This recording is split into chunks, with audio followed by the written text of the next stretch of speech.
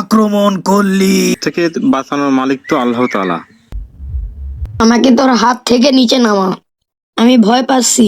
জিনে আঞ্জুমান, আমি ছোট বাচ্চাদের ভয় দিতে পছন্দ করি।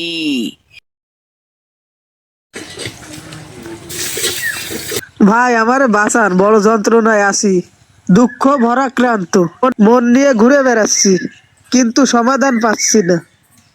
বিপদ থেকে বাঁচানোর মালিক তো আল্লাহ তাআলা। বিপদ কাটিয়ে ওঠা অর্থাৎ সমাধান আসে আল্লাহর পক্ষ থেকে। কি হয়েছে বলেন, বিষয়টা আগে জানি।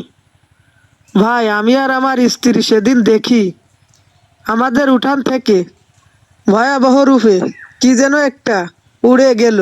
সেটা দেখে খুব আতঙ্কে আছি। তার মধ্যে আমার 1.5 বছরের বাচ্চা সারা রাত কান্নাকাটি করে। আমার মনে হচ্ছে আমার ছেলের উপর জিন বা পরী আসর করেছে। এর জন্য আমার ছেলের কাছে লোহা, গ্যাস লাইট, মেজের কাঠি রাখতেছি, কিন্তু এর দ্বারা আমরা কোনো উপকারিতা পাচ্ছি না। জিন পরী তো আমাদের আসর করেই যাচ্ছে। তাহলে শোনো, তোমাকে একটা কাহিনী বলি। হি হি হি হি হি হা হা হা হা হা। হি হি হি হি হি হি হি হা হা হা হা হা। আমি জিনে আঞ্জুমান, আমি ছোট বাচ্চাদের ভয় দিতে পছন্দ করি। তাই সারা রাত তোর ছোট ভাইকে ভয় দি, আরো কান্নাকাটি করে।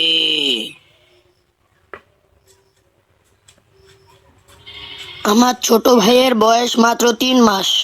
এতটুকু বাচ্চাকে তুই সারা রাত ভয় দিয়ে কান্দাস না। প্রয়োজনে আমাকে আক্রমণ কর, কিন্তু আমার এতটুকু ভাইকে ভয় দিস না। এই, তোকে আমি ভালোবাসি, তাই আমি তোর পরে আক্রমণ করব না। তাহলে আমার একটা অনুরোধ রাখ, আমার ছোট ভাইকে সারা রাত ভয় দিয়ে কান্দাস না। তোর কথা আমি রাখতে পারি, তবে আমার একটা শর্ত আছে। তুই আমার হাতের পরে উঠবি, আর আমি মন খুলে তোর সাথে কথা বলবো। আমি তোর শর্তে রাজি, কিন্তু তোর এত ছোট হাতে আমি কিভাবে উঠবো? আমি হচ্ছে জিন, আমি বিভিন্ন আকৃতি ধারণ করতে পারি। বড় এবং ভয়ঙ্কর আকৃতিতে তোর সামনে আসলে তুইও তোর ছোট ভাইয়ের মতো ভয় পেতে পারিস। তাই আমি স্বাভাবিক আকৃতিতে তোর সামনে আসি। এখন তুই আমায় বড় আকৃতিতে দেখতে পাবি।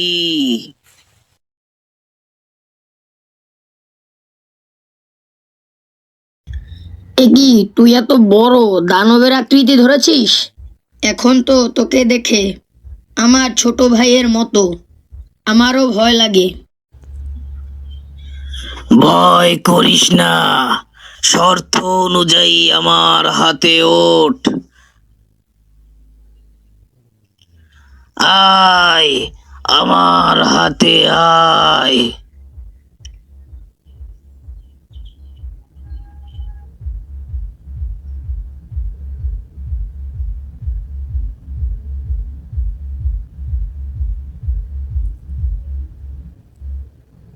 আমাকে তোর হাত থেকে নিচে নামা, আমি ভয় পাচ্ছি। ভয় পাস না, আমি তোর কোনো ক্ষতি করব না, কারণ আমি তোকে ভালোবাসি। মানুষের সাথে জিনের কোনো ভালোবাসা হয় না। আমি ছোট মানুষ, আমাকে নিচে নামিয়ে দে। হে আমার জাদুর শক্তি, ওকে আস্তে আস্তে নিচে নামিয়ে দে।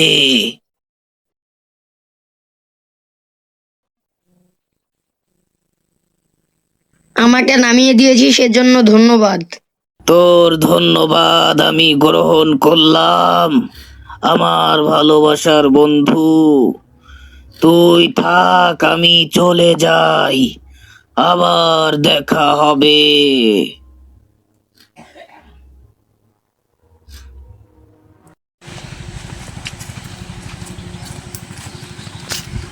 এই আমির হামজা, তোকে আর তোর ছোট ভাইকে নাকি জিনে আসর করে?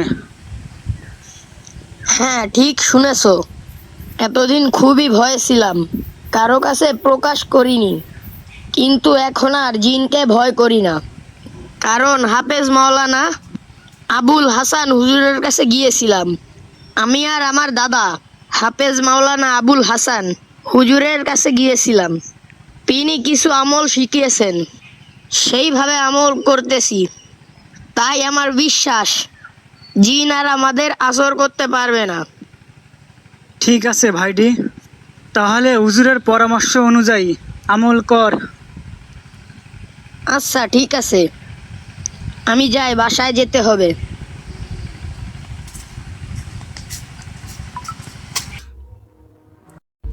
হি হি হি হি হে হা হা হা হা হা। হি হি হি হি হি হে হা হা হা হা। আমি আবার এসেছি, আয় আমার হাতে আর একবার আয়। আচ্ছা, আমি হাতে উঠতেছি। ওঠ। এ কি? তুই তো আমায় বিদ্যুতের গতিতে আক্রমণ করলি, বজ্রপাতের শক্তির মতো আমাকে আক্রমণ করলি। এত শক্তি তুই কোথা থেকে পেলি? আমি তোর শক্তির কাছে অসহায় হয়ে গেলাম। আমি আর তোর কাছে আসব না। আমি চিরজীবনের জন্য চলে গেলাম।